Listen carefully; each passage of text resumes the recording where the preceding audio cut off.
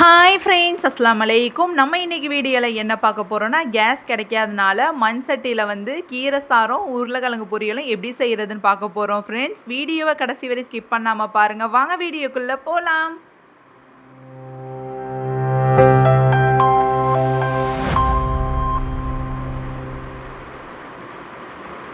பாருங்கள் ஃப்ரெண்ட்ஸ், நம்மள்ட்ட வந்து கேஸ் வந்து கிடைக்காதனால இப்போ வந்து போர் நடந்துக்கிட்டு இருக்கனால கேஸ்லாம் வந்து கிடைக்க மாட்டேங்குது. நம்ம வந்து புக் பண்ணாலுமே 15 டேஸ் 25 டேஸ் ஆகுது ஃப்ரெண்ட்ஸ். நீங்கள் வந்து இந்த மாதிரி லீவு நேரத்தில் வெளியில் வந்து இங்கே பாருங்கள், நாங்கள் மண் அடுப்பு இருந்துச்சு, அதில் வந்து மண் சட்டி வச்சு தான் கீரை சாரும் உருளைக்கிழங்கும் நாங்கள் பண்ண போகிறோம் ஃப்ரெண்ட்ஸ். இது வந்து ஒரு விதமான வில்லேஜ் ஃபீல் தான் ஃப்ரெண்ட்ஸ் இருக்குது. கிராமத்தில் வந்து நம்ம சமைச்சு சாப்பிடும்போது ரொம்பவே டேஸ்ட்டாக இருக்கும் பார்த்திங்களா. மண் சட்டியிலலாம் அதிகமாக கிராமத்தில் தான் சமைப்பாங்க. இப்போ யாரும் வந்து புகை அடைகிறனால சமைக்கிறது கிடையாது. இப்போ வந்து வேறு வழி இல்லை, கேஸை வந்து நம்ம மிச்சம் பண்ணணும் அப்படின்னு நினச்சோன்னா இந்த மாதிரி நம்ம சூப்பராக நம்ம சிக்கனமாக நம்ம வந்து செஞ்சுக்கலாம் ஃப்ரெண்ட்ஸ்.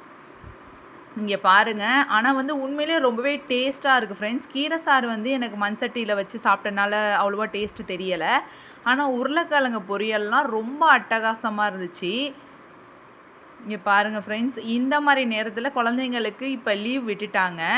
நீங்கள் வந்து வெளியில் உட்காந்து இந்த மாதிரி நீங்கள் அழகாக சமைச்சு சாப்பிட்லாம். நல்லா காத்தோட்டமாக நல்லாயிருக்கும். இந்த ஃபீல் நல்லா தான் இருக்குது. நாங்கள் வந்து எங்களுக்கு வெளியில் திண்ணையில் வந்து மண் அடுப்பை வந்து ரெடி பண்ணி நாங்கள் அதில் தான் வச்சு சமைச்சு சாப்பிட்றோம். இந்த மாதிரி நீங்கள் ட்ரை பண்ணி பாருங்கள் ஃப்ரெண்ட்ஸ். முடிஞ்ச அளவு வந்து கேஸில் சமைக்காமல் இந்த மாதிரி நீங்கள் சமைச்சு சாப்பிட்டீங்கன்னா உடம்புக்கும் ரொம்பவே நல்லது. இது வந்து கீரை சாறு தான் ஃப்ரெண்ட்ஸ் வச்சுருக்கோம்.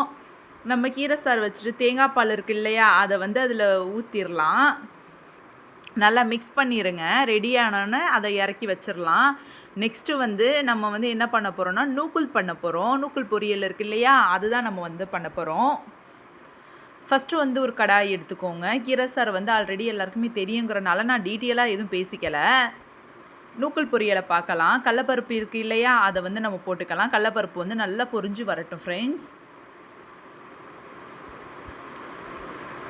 வெங்காயம் இருக்குது இல்லையா, சின்ன வெங்காயமாக பார்த்து கட் பண்ணி நல்லா பொடியை கட் பண்ணி இந்த மாதிரி நல்லா ஆட் பண்ணிக்கோங்க. நீட்டாக வாக்குலேயும் கட் பண்ணிக்கலாம். வெங்காயம் வந்து வதங்கினதுக்கப்புறம் நம்ம வச்சுருக்கோம் இல்லையா ஃப்ரெண்ட்ஸ் நூக்குல், அதை வந்து இந்த மாதிரி சின்ன சின்ன பீசஸாக கட் பண்ணி நல்லா வதக்கி விடுங்க.